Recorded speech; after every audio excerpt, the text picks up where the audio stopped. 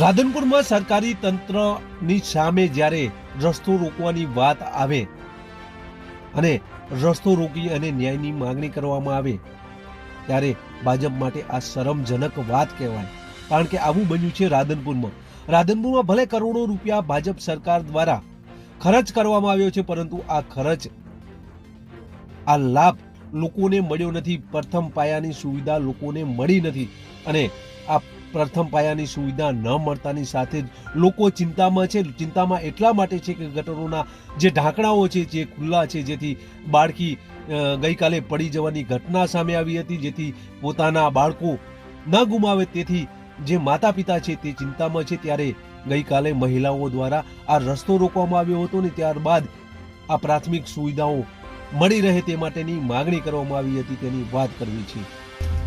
નમસ્કાર, ક્રાઇમ આવાજ ન્યૂઝમાં તમારું સ્વાગત છે। હું છું તમારો નાનજીભાઈ ઠાકોર। આમ તો પ્રાથમિક સુવિધાઓ જ્યારે લોકોને મળતી નથી અને આ પ્રાથમિક સુવિધાઓ લોકોને મળતી નથી ત્યારે જ લોકો રસ્તા ઉપર ન્યાયની માંગણી માટે પ્રાથમિક સુવિધાઓ મળે તે માટે આવી જતા હોય છે। આવું જ રાધનપુરમાં જોવા મળ્યું હતું। આમ તો ભાજપ સરકાર દ્વારા લાખો કરોડો રૂપિયા ખર્ચ કરવામાં આવે છે અને પ્રાથમિક સુવિધાઓ મળી રહે તેવા અનેક ભાજપ દ્વારા પ્રયત્નો કરવામાં આવતા હોય છે, પરંતુ રાધનપુરમાં ઘણા સમયથી એવા ભ્રષ્ટ કર્મચારીઓ, એવા જે કોન્ટ્રાક્ટરો ભ્રષ્ટ આવી અને આ કામગીરી કરી રહ્યા છે ત્યારે આ પ્રાથમિક સુવિધાઓ લોકોને મળતી નથી। આમ તો 42 કરોડના ખર્ચે રાધનપુરમાં જે ગટરની સુવિધા ઉપલબ્ધ કરાવવા માટે સરકાર શ્રી દ્વારા 42 કરોડથી પણ વધુનો ખર્ચ કરવામાં આવ્યો છે, પરંતુ આ લાભ અત્યાર સુધી લોકોને મળ્યો નથી કારણ કે આ લાભથી લોકો વંચિત છે। ત્યારે આવા ભ્રષ્ટાચારી જે કોન્ટ્રાક્ટરો છે, આવા ભ્રષ્ટાચારી અધિકારીઓ છે, તેને લીધે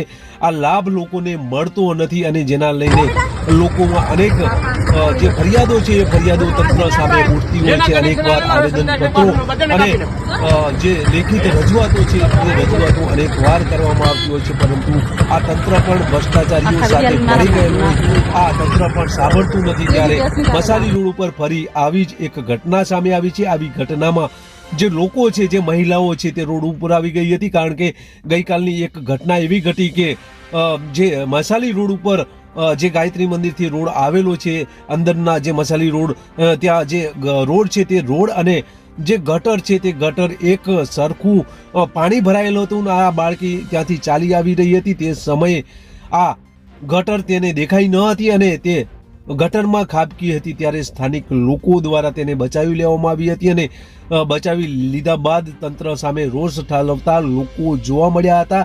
તો આ પ્રથમ આ રોષ ઠાલવતા લોકોનો આ વિડીયો જોઈએ, ત્યારબાદ ચર્ચા કરીએ। આ છોકરીને અત્યારે આ ગટરમાંથી હાલ બારી કાઢી છે। કદાચ એના કોઈ વાલી સાથે ના હોય તો આ છોકરી અત્યારે અહીંયા મૃત્યુ પણ પામી શકે એમ। છતાં આ રોડ ઉપર અનેક અધિકારીઓ રહે છે, હોદ્દેદારો રહે છે, છતાં આ રોડની ઉપર કોઈ ધ્યાન આપવામાં આવતું નથી। આ છોકરી અત્યારે અમે હાલ અહીંયાથી ગટરમાંથી બારી કાઢેલ છે। આપ જોઈ શકો છો આ વિડીયો અત્યારે હાલનો જ છે, તાજો વિડીયો। આ વોર્ડ નંબર 7 ની પરિસ્થિતિ છે કે અહીં 100 મીટર દૂરમાં ધારાસભ્ય રહે છે અને આ બાળકી સ્કૂલે જતા ગટરમાં પડી હતી અને અમે અહીંયા જતા હતા એને કાઢી છે। આ બાળકી મૃત્યુ પામી હોત તો તંત્ર આની જવાબદારી લોત, તત્કાલ આના પગલા લેવામાં નહીં આવે તો અમે ઉગ્ર આંદોલન કરીશું અને આ રસ્તો બ્લોક પણ કરી દઈશું। સ્થાનિક લોકો આક્રોશમાં છે કારણ કે અહીંયા જે પસાર થતા લોકોને કાયમી માટે આ પાણી ભરાતું નજરે પડે છે। હાલ ચાંદીપુરા વાયરસ પણ ફેલાઈ રહ્યો છે, ત્યારે આ રોગ પ્રસરે નહીં અને સ્થાનિક લોકોની માગણી છે કે ઘણા વર્ષોથી અમે રજૂઆતો કરી છે, આ ગટરનું જે ગંદુ પાણી છે તેનો નિકાલ કરવામાં આવે, પરંતુ નગરપાલિકા દ્વારા આ બાબતે કોઈ ધ્યાન દેવામાં આવતું નથી। ત્યારે આ મહિલાઓ દ્વારા જે રોડ છે તે રોડને રોકી દેવામાં આવ્યો હતો, જે રાહદારીઓ છે તેને ઊભા રાખવામાં આવ્યા હતા। ત્યારે આ પ્રથમ આ દ્રશ્યો જુઓ, રાહદારીઓને જે આ મહિલાઓ છે તે મહિલાઓ દ્વારા તંત્ર સામે જે રોષે ભરાયેલી છે અને તંત્ર પાસે માંગણી કરી રહી છે કે અમારો આ જે ગટરનો જે પ્રશ્ન છે, વર્ષોથી આ પ્રશ્ન ચાલ્યો આવે છે તેનો નિકાલ કરો, નહીં તો અમે આ રીતે વાહનો રોકીશું, આ રીતે તમારો વિરોધ કરીશું। ત્યારે આ દ્રશ્ય જોઈએ, ત્યારબાદ ચર્ચા કરીએ।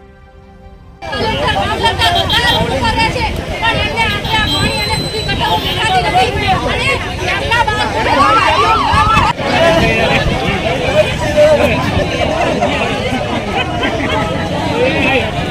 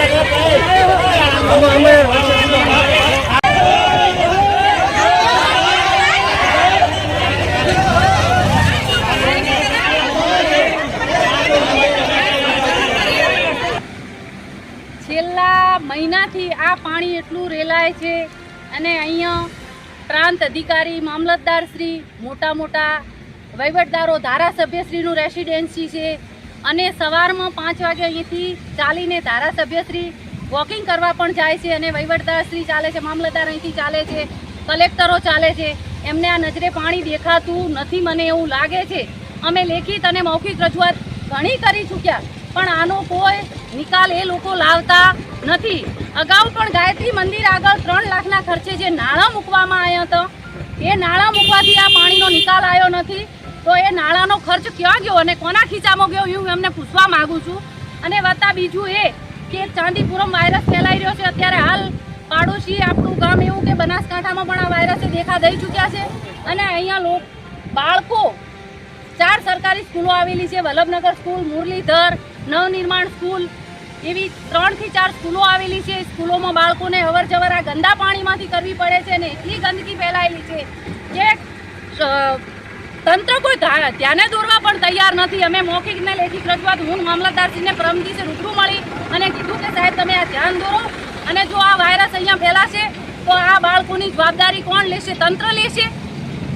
દ્રશ્યમાં દેખાતી કેટલીક કોંગ્રેસની મહિલાઓ છે અને આ મહિલાઓ દ્વારા જે રાહદારીઓ છે તેને રોકવામાં આવ્યા હતા અને ત્યારબાદ તંત્ર સામે તેમણે રોષ ઠાલવ્યો હતો. સ્થાનિક લોકો પણ આ જે મહિલાઓ છે તેમની સાથે જોડાયા હતા અને આ રસ્તો રોકવામાં આવ્યો હતો ને ત્યારબાદ જે તંત્ર સામે રોષ ઠાલવતા તેમણે જણાવ્યું હતું કે જ્યાં સુધી આ ગટરનો નિકાલ નહીં કરવામાં આવે તો ત્યાં સુધી અમે ગાંધીજીના માર્ગે પણ આંદોલન કરીશું તેવી તેમની રજૂઆત હતી. ત્યારે નગરપાલિકા દ્વારા કેટલા સમયમાં આ રોડ અને આ જે ગટર છે, આ ગટરના ઢાંકણા છે, આ ગટરના પાણીનો નિકાલ છે કેટલા સમયમાં કરવામાં આવે છે તે આવનાર સમય બતાવશે. પરંતુ હાલ તો મસાલી રોડ ઉપર રહેતા જે તમામ સોસાયટીઓના જે રહીશો છે તે રહીશો આ ગટરના લીધે ત્રાહિમામ પુકારી ગયા. આ મહિલાઓ દ્વારા સ્થાનિક લોકોની સાથે આ માગણીઓ માટે ત્યાં રસ્તો રોકી અને આંદોલનની ચીમકી આપી હતી. ગાંધી ચિંધ્યા માર્ગે જવાની પણ તંત્રને ચીમકી આપી હતી અને